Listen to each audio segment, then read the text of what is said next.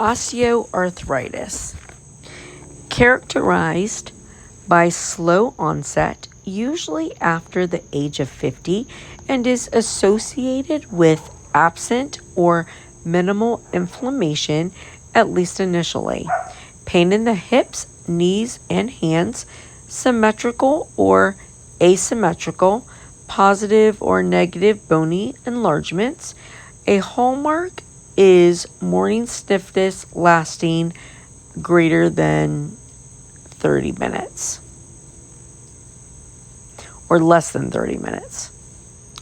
Goals of therapy include educating the patient and caregiver, relieving pain, maintaining or restoring mobility, minimizing functional impairment and associated adverse outcomes such as falls, and preserving joint integrity and improving the quality of life. Non-pharmacological approaches include rest, weight loss if overweight, exercise, low impact aerobic strength training, heat or ice, occupational physical therapy, OT, PT, and surgery.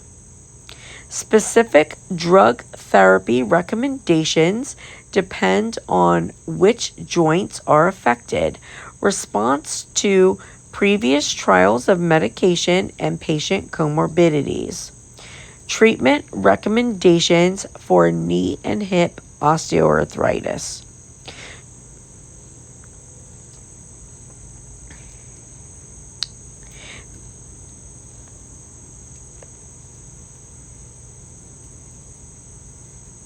Let's see, is acetaminophen contraindicated? No. Then acetaminophen, maximum 4 grams per day. Yes. Then topical NSAIDs, knee only, and or intra-articular corticosteroids and or tramadol and or oral NSAIDs. And then is the treatment effective? No. Alternative second-line agents, opioid analgesic surgery, duloxetine, knee only, intra-articular hyaluronates. If yes, continue treatment. Treatment recommendations for hand osteoarthritis. Is the patient greater than 75? No. First-line agents, oral NSAIDs. If low CV and GI risk, topical NSAIDs or topical capsaicin and or tramadol. If they are over 75 years old, first-line agents, topical NSAIDs or topical capsaicin and or tramadol. And then go down to, is the treatment effective? Yes, continue. And then no, if they're not over 75, then combine therapy with 2 first-line agents, i.e. oral NSAIDs and topical capsaicin or tramadol. And if they are over, then combine therapy with 2 first-line agents, topical NSAIDs and tramadol.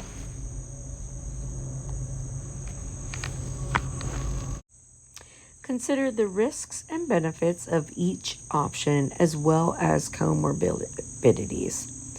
Scheduled acetaminophen up to 4 grams per day should be tried initially for knee and hip if contraindications are not present. Application of topical NSAIDs over specific joints, knee and hands, and topical capsaicin on the hands are recommended as initial therapy. Non-steroidal anti-inflammatory drugs are possibly a cyclooxygenase 2, COX-2 selective inhibitor, such as celecoxib, can be prescribed after careful risk assessment if additional pain control is needed or there is an inflammatory component present.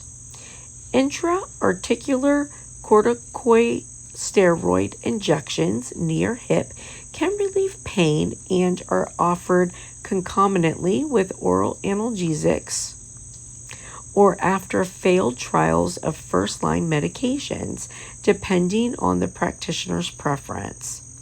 With centrally acting serotonin reuptake inhibition and analgesic properties, tramadol can also be considered if acetaminophen or topical treatment is ineffective or not tolerated. Consideration may also be given to duloxetine or rarely hyaluronic acid injections when additional pain control is needed for knee osteoarthritis. When symptoms are persistent or there is significant loss of function, joint replacement can be appropriate if the patient is a surgical candidate. There is general agreement that glucosamine and or chondroitin and topical medications lack uniform efficacy in the treatment of hip and knee osteoarthritis pain and are not preferred treatment options.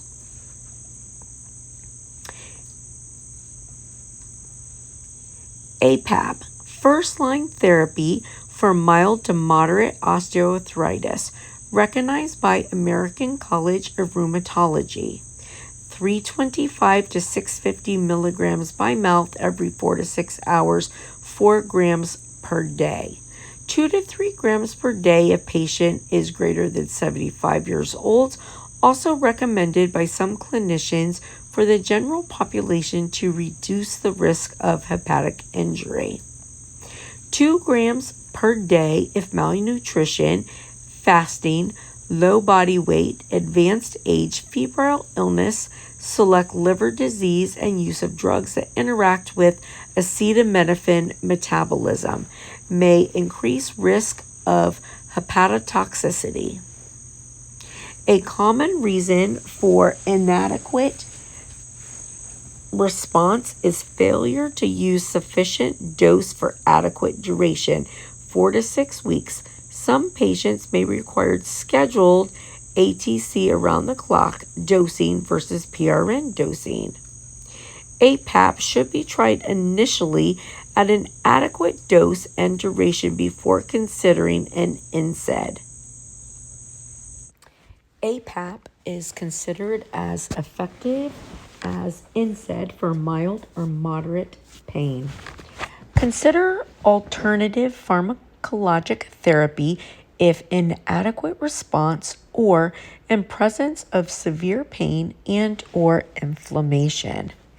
Based on relative efficacy and safety, as well as concomitant medications and comorbidities. NSAIDs, a reasonable adjunct or alternative therapy when APAP fails to provide an acceptable analgesic response despite adequate dose, duration, ATC dosing, or if there is an inflammatory component. ACR conditionally recommends use of oral NSAIDs as an option for the initial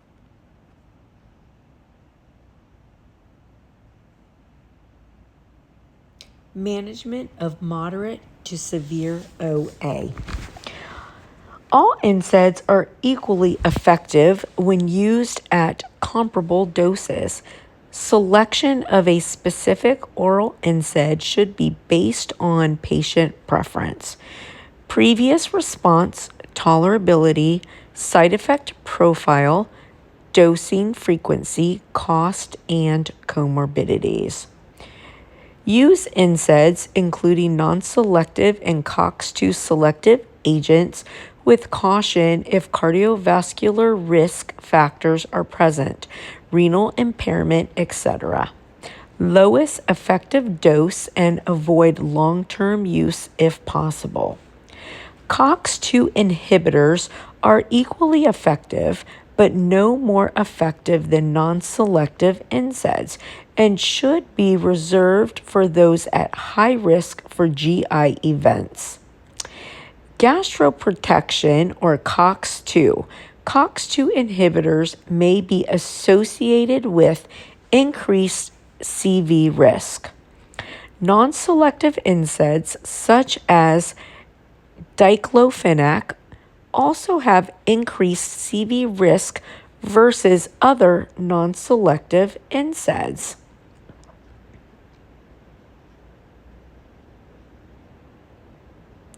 Acetaminophen in combination with low-dose naproxen or ibuprofen could help to control pain and reduce GU risk. Glucosamine and chondroitin in the landmark GATE trial sponsored by NIH, the use of glucosamine and chondroitin were no more effective than placebo in decreasing pain. However, in the context of study limitations, there may be a modest reduction in pain and improved mobility in some patients. They may also slow disease progression, although the clinical impact is unclear at this time. Can be extrapolated to other remedies such as turmeric, white willow bark, MSM, SAMe. As over-the-counter supplements, it is important to note that they are not regulated by the FDA.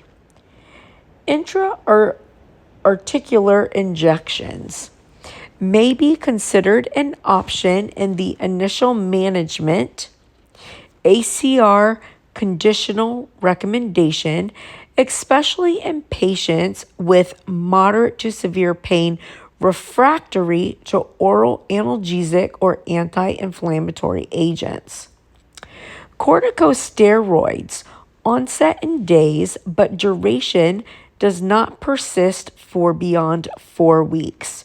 Safe frequency of injection is not an absolute number, but varies according to the risk to chondrocyte viability and cartilage depth inherent to each disease. Serial injections every 3 months are discouraged due to potential negative effects on the progression of cartilage damage in knee osteoarthritis patients. The use of systemic corticosteroids is discouraged in OA. Hyaluronic acid. Viscous substance believed to facilitate joint lubrication and shock absorption. Effects persist for longer than the residence time in synovium. Greater pain relief than corticosteroids, but longer time to onset. Tramadol or opioids, reserved for moderate or severe pain which impairs function or quality of life, for which potential benefits outweigh the risks, and for which no alternative has better risk-benefit profile. Patients unresponsive to other therapies or when other therapies are contraindicated. Pure opioids, including tramadol, should be initiated with short-acting agents at low doses and titrated to the lowest effective dose. Opioids, including tramadol, should be combined with acetaminophen or NSAIDs to reduce the opioid requirement. Clinicians should establish realistic pain and function goals. Response to opioid therapy should be assessed within 1 to 4 weeks of initiation or dose increase, and every 3 months thereafter. Tramadol, a weak U receptor agonist, serotonin reuptake inhibitor, norepinephrine reuptake inhibitor. It increases seizure risk. There's serotonin syndrome, adverse effects similar to opioid. Topical therapies. Capsaicin. Capsaicin is a chemical compound that was first isolated from chili peppers in crystalline form in 1878. Capsaicin is a neuropeptide active agent that affects the synthesis, storage, transport, and release of substance P, which is believed to be the principal chemical mediator of pain impulses from the peripheral nervous system to the central nervous system. In addition, substance P has been shown to be released into joint tissue, where it activates inflammatory intermediates that are involved with the development of rheumatoid arthritis. Capsaicin renders skin and joints insensitive to pain by depleting and preventing reaccumulation of substance P in peripheral sensory neurons. With the depletion of substance P in the nerve endings, local pain impulses cannot be transmitted to the brain. It can cause burning or stinging pain to the skin, and if ingested in large amounts by adults or small amounts by children, can produce nausea, vomiting, abdominal pain, and burning diarrhea.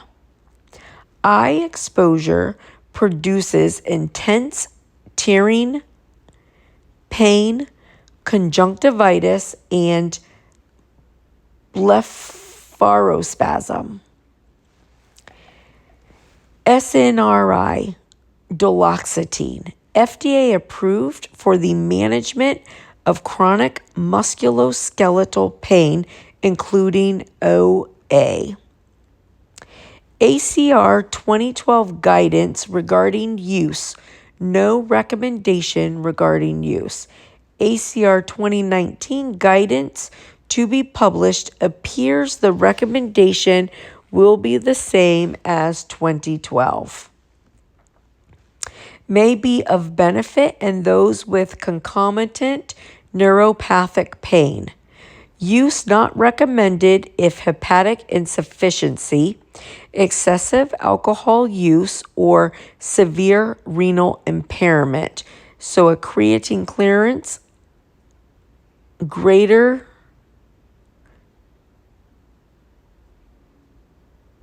less than 30 milliliters per minute. Geriatric patients may be at greater risk for clinically important hyponatremia. Urinary hesitation and urinary retention have been reported. Orthostatic hypotension reported, especially within first week of therapy. Concomitant use with tramadol should be pursued cautiously owing to an increased risk of serotonin syndrome. Osteoporosis. Osteoporosis is a skeletal disease characterized by low bone density, decreased bone strength, and deterioration of bone microarchitecture. The key players involve vitamin D, PTH, calcitonin, calcium, and FGF23. Involves men and women to different extent and with different underlying pathologies. Females, accelerated bone loss, as a result of loss of estrogen.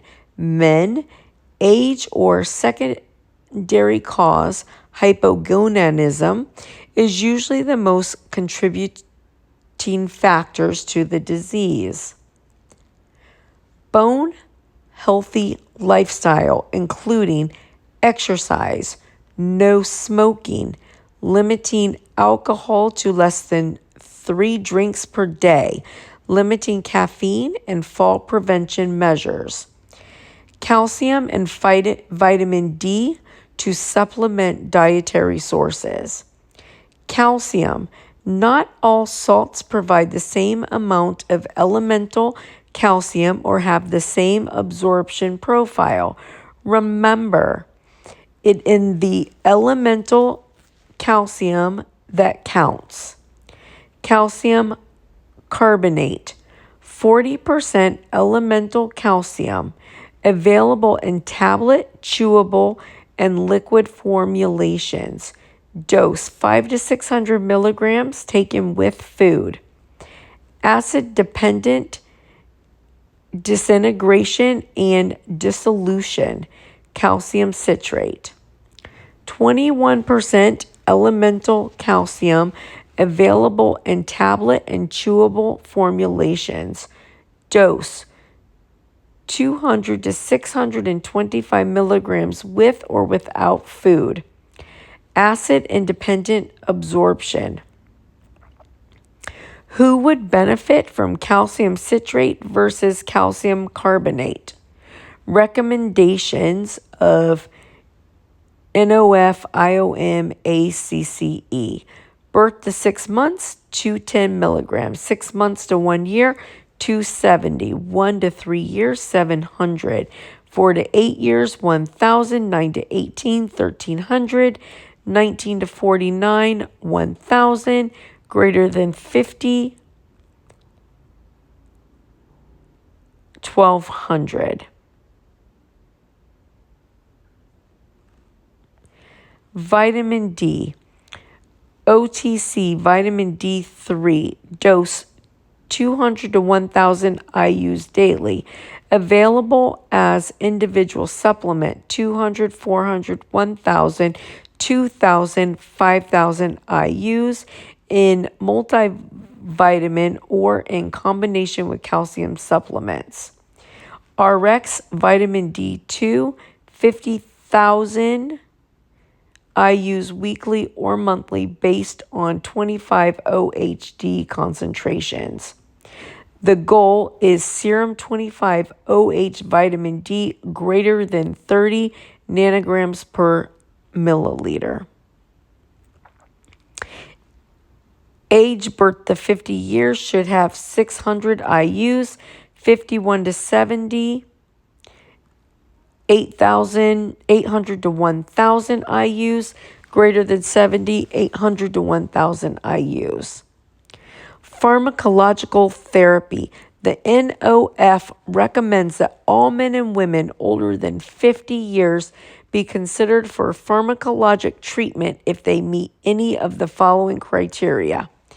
History of hip or vertebral fracture. T-score negative 2.5 or less at femoral neck or spine. Osteopenia and at least a 3% 10-year probability of hip fracture or at least a 20% 10-year probability of major osteoporosis related fracture as determined by FRAX.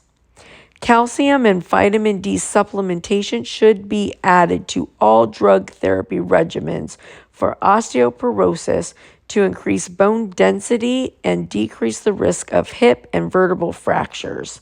FRAX tool, only valid in naive patient risk assessment, not valid if patient is or was on treatment of any kind.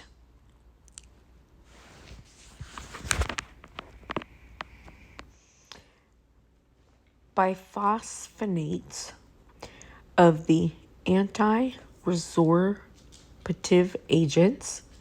Bisphosphonates consistently provide Greatest fracture risk reduction and BMD increases. 1/2 of absorbed drug accumulates in bone. Remainder of absorbed drug eliminated renally. Select CIs, ADRs. Oral agents contraindicated in patients who cannot remain upright or who have esophageal abnormalities. Risk of osteonecrosis of the jaw, contraindicated in renal insufficiency or failure, creatinine clearance less than 30 to 35 milliliters per minute, increased risk of AFib with zoledronic acid. Counseling for oral agents must be taken on an empty stomach, first thing in the morning with 8 ounces of plain water, no other liquid. After taking this medication, patients must wait at least 60 minutes before eating, drinking, or taking any other medication. Patients must remain upright for at least 1 hour after taking the medication. Patients should still be advised of the importance, calcium and vitamin D, and weight-bearing exercise. Specific agents have varying indications, such as ibandronate is indicated only in women for prevention and treatment of OP and has no indication in men for GIOP.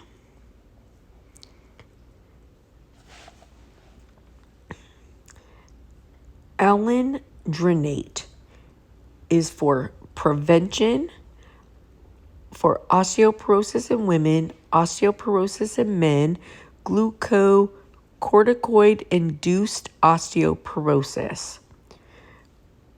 Ricinodronate, the same. It works for prevention for osteoporosis in women, osteoporosis in men, glucocorticoid-induced osteoporosis. Ibandronate is for prevention postmenopausal osteoporosis only, and it's only for osteoporosis in women. And then zoledronic acid is good in prevention, osteoporosis in women, osteoporosis in men, and glucocorticoid-induced osteoporosis. Typical duration of treatment with bisphosphonate is 3 to 5 years. Long-term efficacy of bisphosphonates are not known, but safety data exists for use greater than 10 years. Bisphosphonates advantages. Okay, so safety, there's no advantages, but disadvantages are the risk of GI complications, oral agents, contraindicated in patients who cannot remain upright or who have esophageal abnormalities, risk of osteonecrosis of the jaw, creatinine clearance less than 35 mils per minute, increased risk of AFib with zoledronic acid. Tolerability. Advantages. Once weekly administration of oral bisphosphonates may decrease the risk of GI adverse effects. IV administration may alleviate GI upset completely. Disadvantages: nausea, abdominal pain, dyspepsia, esophageal erosion, ulceration, musculoskeletal pain, zoledronic acid, fever, flu-like symptoms, malasias. Efficacy. Advantages. Overall large decreased risk of vertebral, hip, and non-vertebral fractures. Zoledronic acid also has secondary prevention evidence based for reduction of vertebral and non-vertebral fractures. BMD increased by 3 to 8% in spine and hip. Disadvantages. Absorption of oral bisophosphonates is poor and may be decreased if taken with other medications, dietary supplements, or food. Therefore, medication should be taken after an overnight fast with 6 to 8 ounces of water only. Estrogens, or HRT, estrogen deficiency, is associated with a gap between bone resorption and bone formation. While there are multiple possible mechanisms for this, estrogen effects on decreasing osteoblast apoptosis, oxidative stress, and osteoblastic NF-κB activity appear to be key mediators of the ability of estrogen to maintain bone formation. Estrogen hormone therapy is approved by the FDA for prevention of osteoporosis, relief of vasomotor symptoms, and vulvovaginal atrophy associated with menopause. Refer back to Men's and Women's Health. Estrogen must be used in combination with progesterone for women with an intact uterus. The question becomes, why not just replace estrogen? This was a very large landmark study undertaken. Women's Health Initiative, which enrolled 161,809 postmenopausal women 50 to 79 years of age between 1993 and 1998 for an 8.5-year study. The study was halted early despite demonstrated reduction in fracture because it was also shown there was an increased risk of heart disease, an increased risk of stroke, increased risk of blood clots in the lungs, increased risk of breast cancer, increased endometrial cancer, increased dementia. When ET or HT use is considered solely for prevention of osteoporosis, the FDA recommends that approved non-estrogen treatments should first be carefully considered. Because of the risks of ET or HT, should be used in the lowest effective doses for the shortest duration to treat moderately severe menopausal symptoms, and should be considered primarily for women within the first few years of menopause. Lower doses of transdermal estrogen may be preferred route of administration in women who are older or those with metabolic syndrome such as fatty liver or hypertriglyceridemia with risk of pancreatitis. Transdermal estrogen is preferred in smokers. Patients should still be advised of the importance calcium and vitamin D and weight-bearing exercise. SERMs, so raloxifene, is FDA approved for the prevention and treatment of osteoporosis in postmenopausal women. Also indicated for the reduction of risk of invasive breast cancer in postmenopausal women with osteoporosis. Raloxifene appears to act as an estrogen agonist in bone. It decreases bone reabsorption and bone turnover, increases bone mineral density, and decreases fracture incidence. Preclinical data demonstrate that raloxifene is an estrogen antagonist in uterine and breast tissues. Positive risk of VTE or previous history of VTE is contraindication to therapy.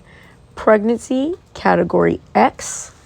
Slight increase to TG and fatal stroke black box warning. Patients should still be advised of the importance calcium and vitamin D and weight-bearing exercise. Conjugated estrogens, bazodoxifene, FDA approved for women who suffer from moderate to severe hot flashes, vasomotor symptoms, associated with menopause and to prevent osteoporosis after menopause.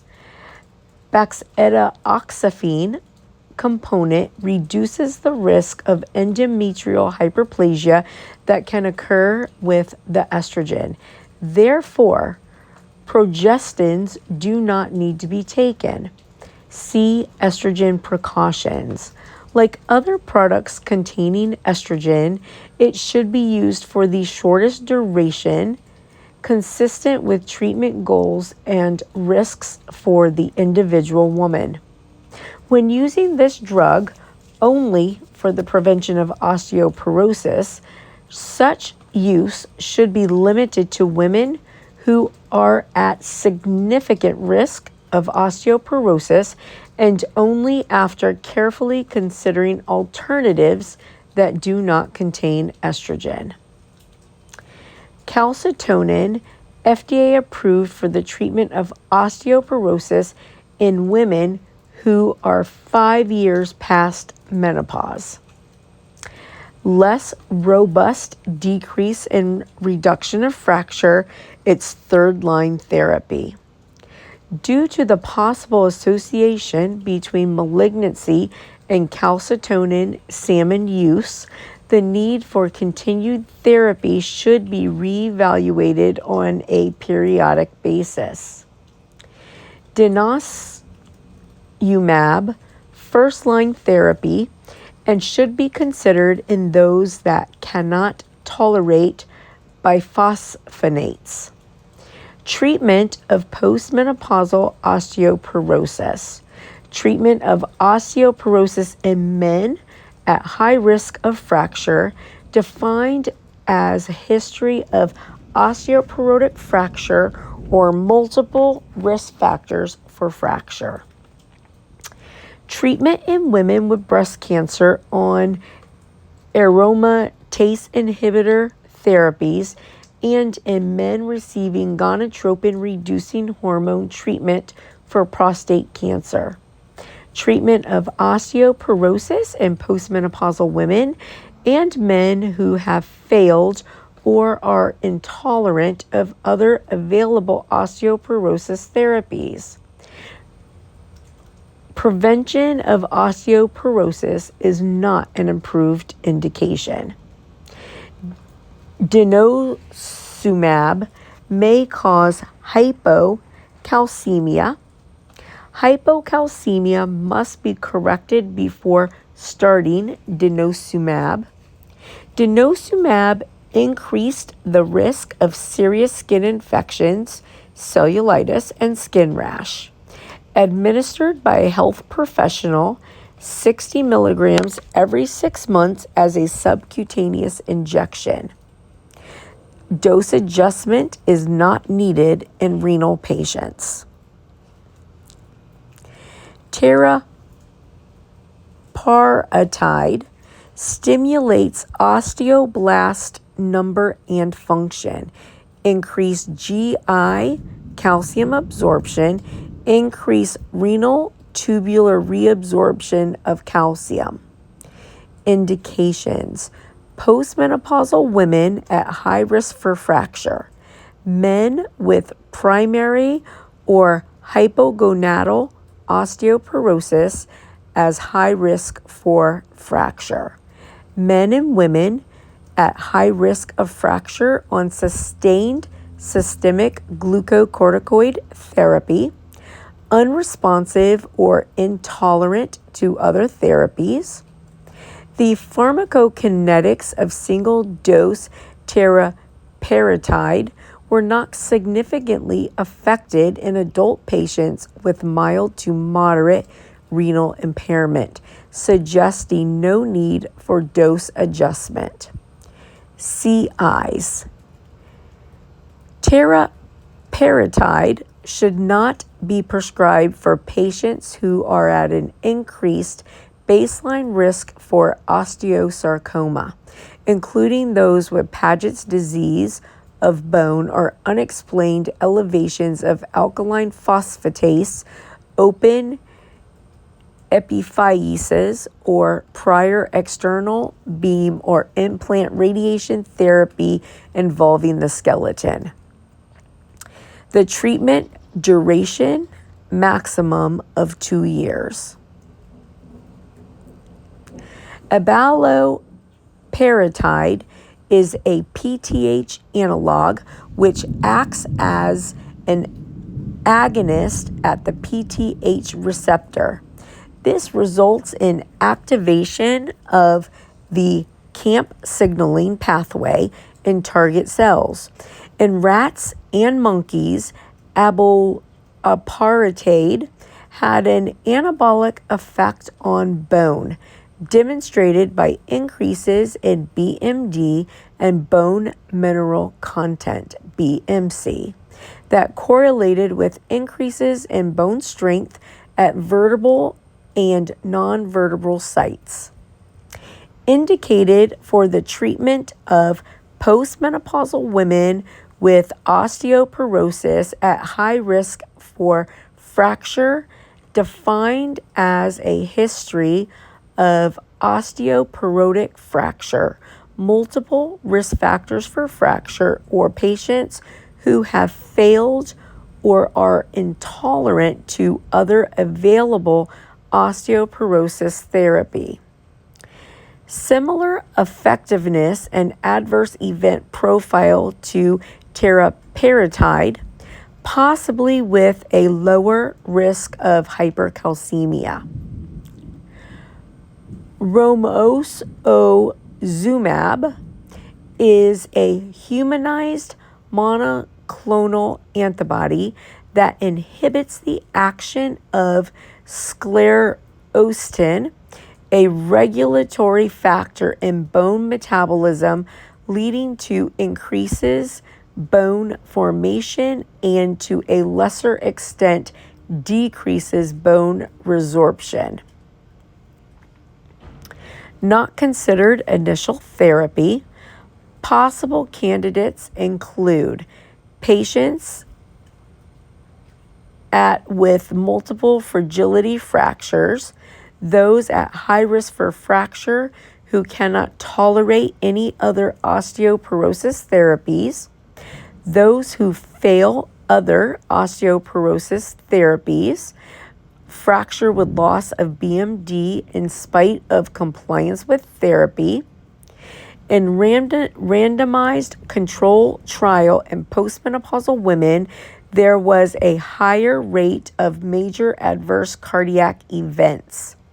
Therapy should not be initiated in patients who have had a myocardial infarction or stroke within the preceding year. The anabolic effect of romosozumab wanes after 12 monthly doses of therapy. Therefore, the duration of use should be limited to 12 monthly doses. It must be administered by a healthcare professional. Patients should be adequately supplemented with calcium and vitamin D during treatment. Calcitrol. This synthetic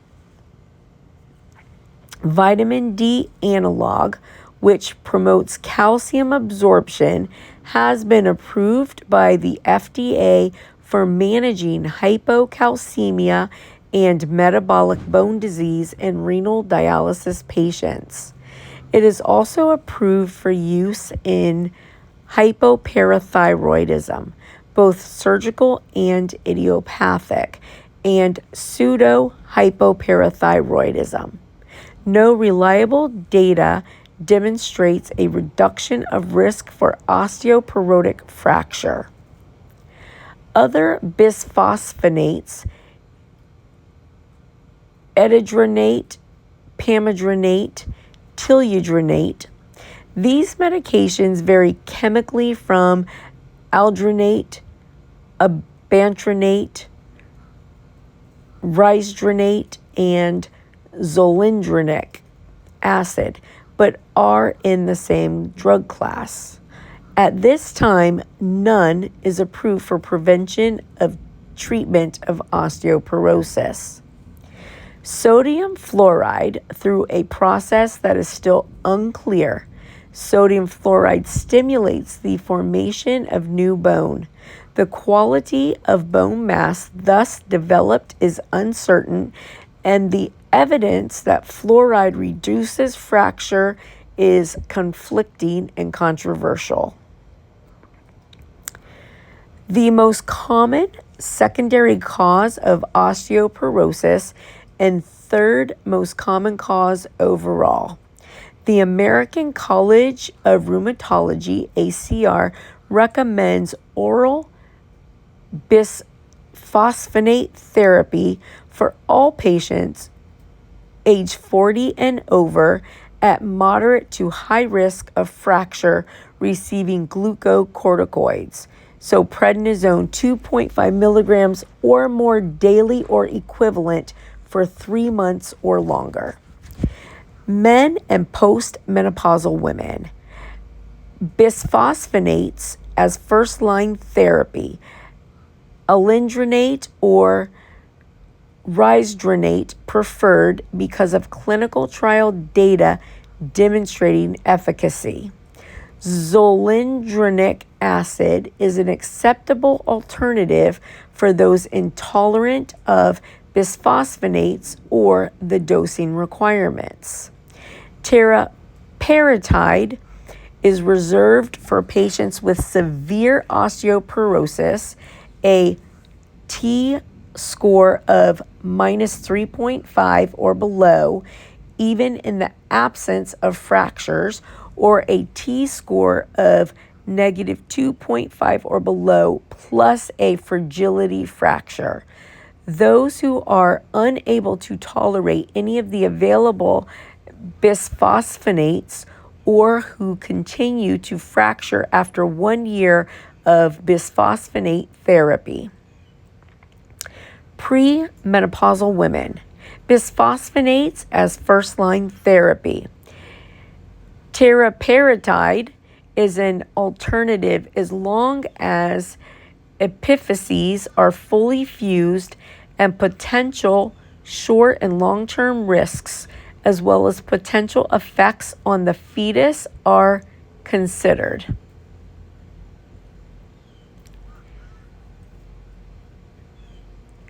Denosumab, potential alternative in those with CI or intolerant to other therapies not FDA approved. Gout. Gout is defined as arthritis associated with the presence of monosodium urate crystals in synovial fluid or tissue leading to inflammatory reaction that causes intense pain, erythema, and joint swelling. Hyperuricemia is defined as serum uric acid greater than 7.0 in females and greater than 6.0 in males. It is not recommended to treat an elevated serum uric acid concentration in asymptomatic patients. Many secondary causes of hyperuricemia, which can lead to gout. Overproduction, so a purine-rich diet, alcohol, fructose, myeloproliferative proliferative disorders, underexcretion, ethanol, cyclosporine, thiazides, furosemide, ethambutol, pyrazimide, levodopa, niacin, low-dose aspirin, CTX agents, and CKD. Other risk factors include weight, gender, hypertension, and others. Non-pharmacological therapies: correction or modification of underlying factor. See secondary causes above. Medications: weight loss, reduce dietary intake of purine-rich foods, increase fluid intake, decrease salt consumption, joint rest, immobilization for 1 to 2 days, application of ice to affected areas. For attacks of mild to moderate gout severity, 6 of 10 on a 0 to 10 pain, particularly those involving one or a few small joints or 1 or 2 large joints, monotherapy is appropriate. ACR, no specific preference was given to NSAIDs. Colchicine or corticosteroids as initial management in the absence of comorbidities. Current practice is often NSAIDs, colchicine, then corticosteroids. Must consider patient-specific factors and comorbidities. NSAIDs, most effective is starting within first 24 hours of onset and continued for 24 hours after resolution. All NSAIDs except aspirin and tolmentin are effective when given at full anti-inflammatory doses. Avoid use in active peptic ulcer disease, uncompensated congestive heart failure, uncontrolled hypertension, severe renal impairment, previously discussed in pain. Please revisit for full discussion. Cox-Ibs, the risk-benefit ratio is not yet clear for celecoxib in acute gout. Option in patients with gastrointestinal contraindications or intolerance to NSAIDs. Colchicine possesses no analgesic or uric acid lowering effects. 1 to 2 milligrams initially, then 0.6 milligrams 1 hour later, for a total of 1.8 milligrams over 1 hour. This acute dosing regimen should be avoided in renal and hepatic dysfunction and in the elderly and frail. In patients with severe renal impairment, so less than a creatine clearance less than 30, this acute dosing regimen should not be repeated for 14 days. Creatinine clearance 30 to 80, no renal adjustment is necessary.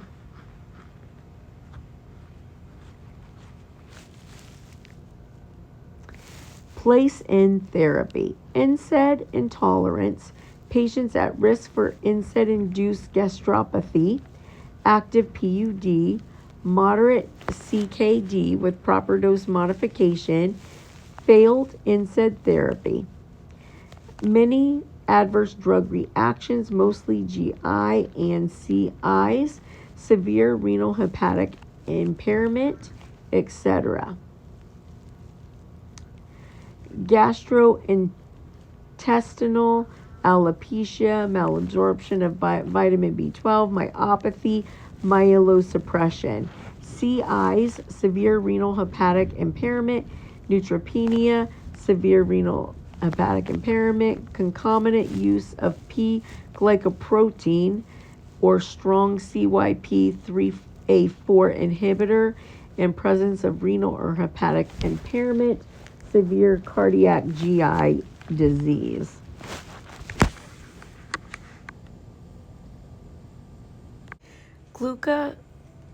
corticosteroids indicated with NSAIDs or colchicine. Contraindications are renal impairment, etc., or treatment failure.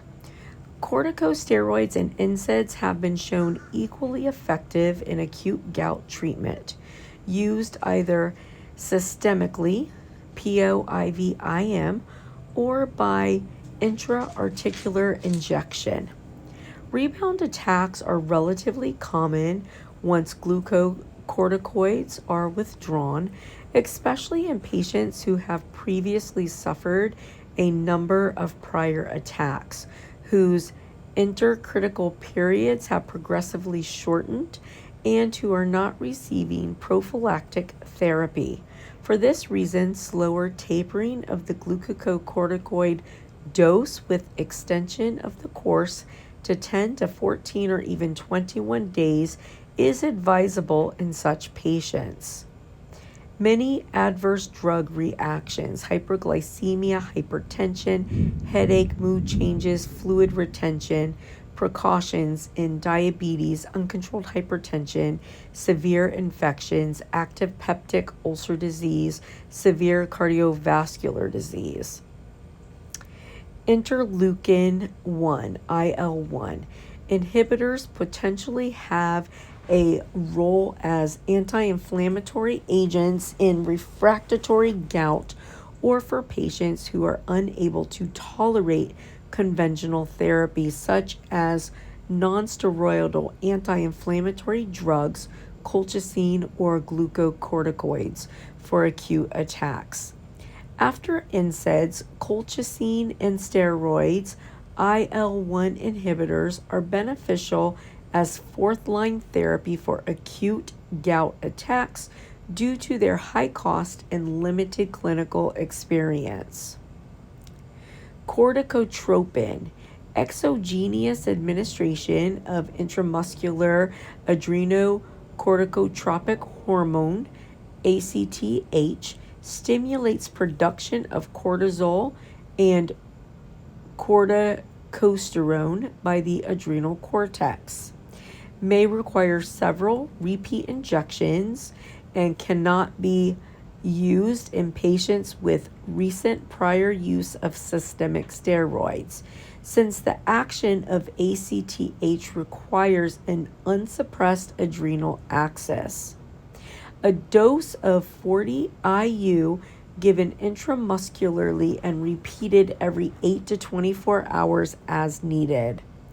Issues: ACTH has not been shown to be any more effective than systemic corticosteroids and may require significantly more doses, even comparing IM to IM administration. Combination therapy.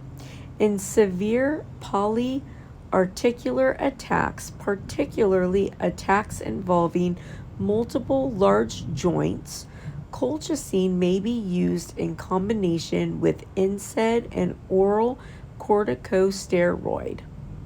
Intra-articular corticosteroid injections may be used in combination with any other first-line agent, NSAID, colchicine, oral corticosteroid.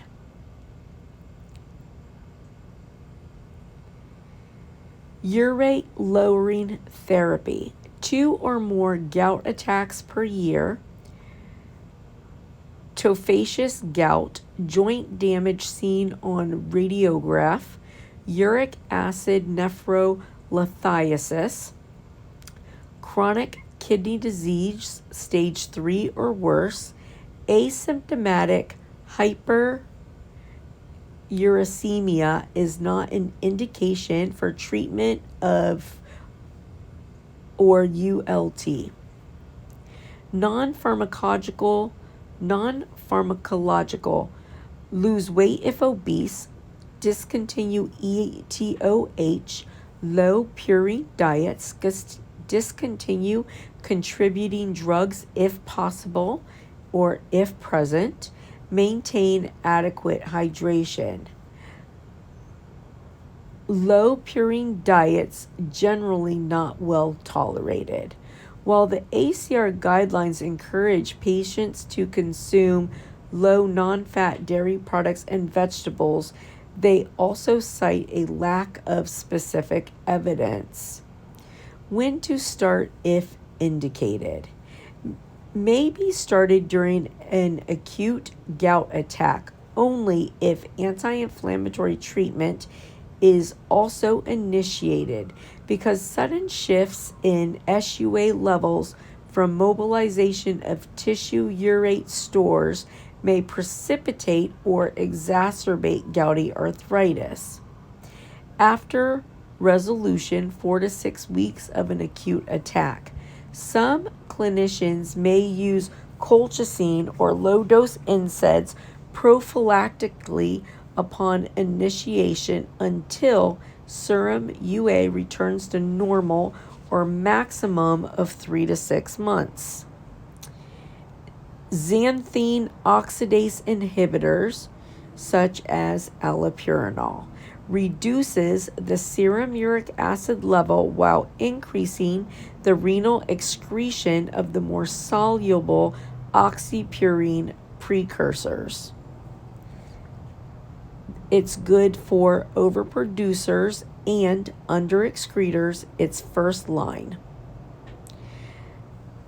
Febuoxstat, reserved for those hypersensitive, intolerant, or had failure with allopurinol. Several clinically significant drug interactions. Uricosurics probenecid blocks or competes with uric acid reabsorption at the proximal convoluted tubule, increasing the rate of uric acid excretion. Best efficacy with underexcretors. CIs. Hypersensitivity reactions, renal dysfunction, so a creatinine clearance less than 50 per minute, history of kidney stones, acute attack, and overproducers of uric acid. May share allergenicity with other classes of sulfonamide drugs. Uric acid transporter, 1-urate, and organic anion transporter 4, OAT4 inhibitor, lesinurad. Ironwood discontinued U.S. commercialization of lesinurad, Duzalo, and Zurampic effective February 1st, 2019. Losartan increases uric acid secretion and urinary pH. Option for hypertensive patients with gout. Fibrates increases uric acid secretion. Option for select patients with hypertriglyceridemia. Colchicine, daily use 0.6 to 1.2 milligrams per day for prophylaxis. See information above. Renal dosage adjustments required with a creatinine clearance of less than 30 milliliters per minute. Herbal treatments. Anecdotal claims for many herbs, but no acceptable clinical evidence or efficacy or safety. Pregloticase, FDA approved for the treatment of refractory chronic gout.